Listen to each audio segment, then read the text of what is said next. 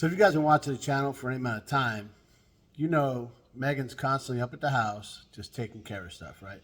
Which is great for me because I don't got to do it, right? And I can focus my attention down here in the shop. But every now and then, she'll come across something she hasn't messed with before, and she'll ask me for some advice. Obviously, I'm going to do everything I can to help her out. And while I was gone up in Jersey, no different, right? That's what we're going to talk about on this week's Tuesday Morning Tech Tip from Pugliese Speed Shop. So one particular morning, I'm up in Jersey, and I shoot Megan a text like I do most mornings. Morning, babe. She says back, morning. What you doing? She says, getting pissed off. So, well, that's not good. Hopefully it's not at me, right? I said, what's the matter? And she says, trying to put this new curtain rod up, and whatever guy put this up there, all 4 of the screws used to hang them are screwed up. 3 of them are stripped out. 1 of them's not even all the way in. And then she sends me this picture of what it looks like, right? So I was like, well, I think I know what happened. Somebody probably used a drill to put them in, and rather than seeing what the problem was, just kept getting after it. And it seemed to stay. Once they put the curtain up, nobody saw it. Nobody cared, right? That's the quality that a lot of people put. And they call me a hack, right? But you see it constantly. Guys, moved around a lot being in the military, right? So we were constantly setting new houses up. This is what I'd always see every time. Somebody would just not care because they don't see it. And then wonder why stuff falls down or whatever, right? So I said, well, the top one there, you could probably put some pliers on, get out. The bottom one, since it's flush, you might have to use like an easy out or something, or maybe like, cut a little groove in it to make it like, put a screwdriver in it, whatever. And she says, easy out, what's that? So I send her this picture, and I tell her, you see me use it before. She's like, oh, once she saw the picture, she's like, yeah, I remember that. I said, okay. She's like, you have some? I said, I do. They're in a very professional looking case in my toolbox, as you can see. And so she said, okay. And she's like, so I got to drill it first or whatever? And I says, yeah. And I try to explain it to her, and, we're texting. I probably should have been working, so I didn't want to call her. So I says, well, let me see if I can find her a video. And I'll just show it, send it to her. And guys, it was very upsetting what I came across. Guys, I am not trying to put nobody on blast or nothing like that, whatever the kids are saying nowadays, right? But I'm going to show you part of this video. And yeah, at the end of the day, it worked, even though just about everything was done wrong. All right? Here you go. And then what you're going to want to do is you're going to want to put it right into the head of it in reverse and drill straight down. Don't go very fast, just a slow speed. Then you're going to want to change to the extractor head that's about the same size. Usually they're paired up. So I'm going to use the extractor head, and we're going to put that into the screw, and you want to keep it in reverse and go slow. So this one's not going to work. So the best thing to do is go a size up. So this is the next size up. Keep it in reverse.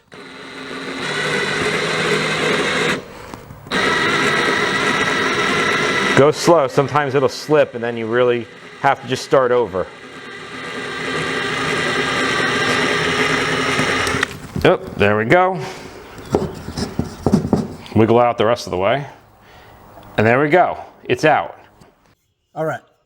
So we just showed you a couple little parts. And like I said, I'm not trying to beat this guy up or nothing like that, because it did work. And he obviously does a lot of stuff, so it works for him. But that doesn't mean it's right, I say all the time during my videos, this is not a how-to, because I don't always do everything right. You guys are well aware of that. But it works, right? So There are videos out there, usually it's by the tool manufacturer or something like that, and it'll tell you the right way to use it. But let me just tell you a couple things. So first, people were beating this guy up for something they were wrong about too. And you see that, guys, the internet's the internet. But he's got his drill in reverse, and he's drilling with the drill bit. And everybody's like, oh, what are you doing? Why would you put it in reverse?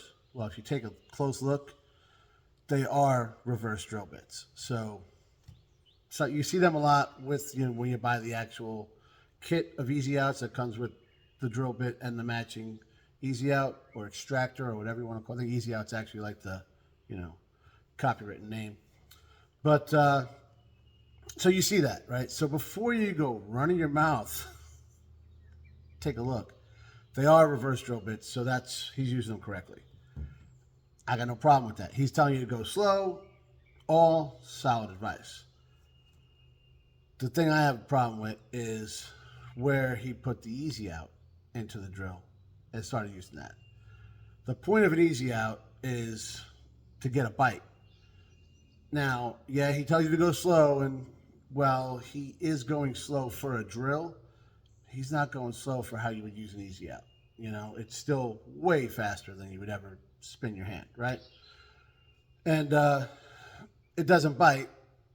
Now, the reason it doesn't bite the first time is he had a little tiny piece of drill bit and didn't go deep enough, and that's where the problem was, because you got to get in there. You got to really get in there. You know what I'm saying? That's it, boy. Get in there nice and deep like. Yeah, that's not good. So when he used a bigger one, the tip of it bit. Now that can cause a problem because easy outs are very, very hardened metal, right? So if you break one in there, you ain't drilling through it. You just opened up a whole can of worms. So just using the very tip. Perhaps play a little game called Just the Tip. Just for a second, just to see how it feels. That can be a problem. So, a few things there that really kind of drove me crazy. And then it made me start thinking, you know what, man? We see this all the time. Nobody uses frickin' hand tools anymore. Like, what happened? I remember back in the day, right? We all got them. You got your grandfather, your father, whoever. He had the, pegboard up with the tools all up there and everything. What happened to that? Yeah, and granted, I got a pegboard over here. I got no tool. What? I got the 2 tools. You guys can't see. I'll show you a picture or something. But that was a thing. Yeah, that was, you grab your tool, you get after it. Back in the days of hurdy-gurdies and speed handles and stuff, if you guys know what I'm even talking about. But the stuff worked, right? Then, of course, and I got air tools, I got electric, where you plug in.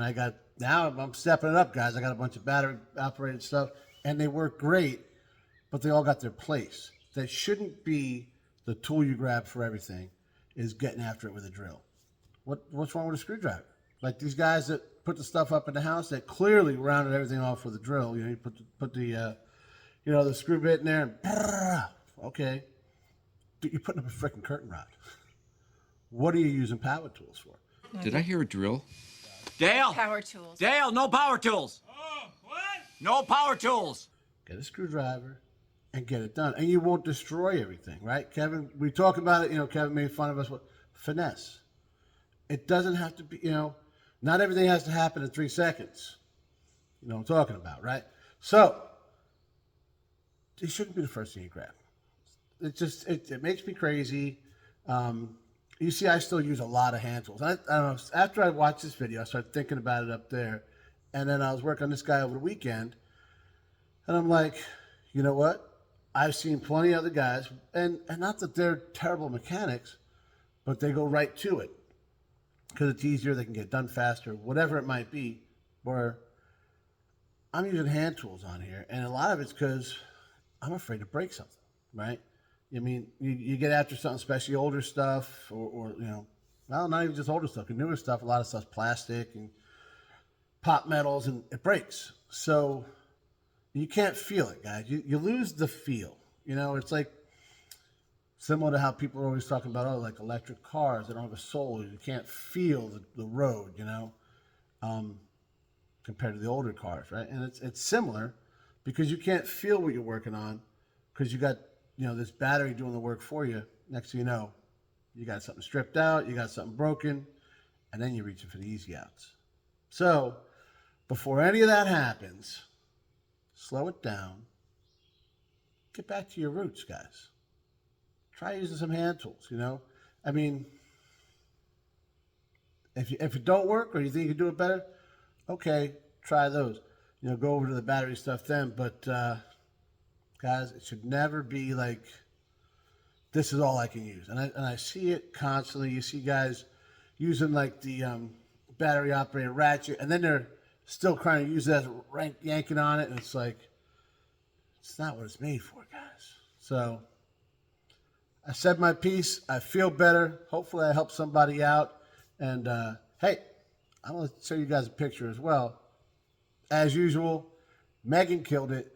She got the screws out, and she ended up using vice grips to get them all out, which is one of my favorite tools, right? So here, I'll show you a picture of that. Good job, babe. You knocked it out. And hopefully she helped teach you guys a little something this week. Thanks for watching, guys.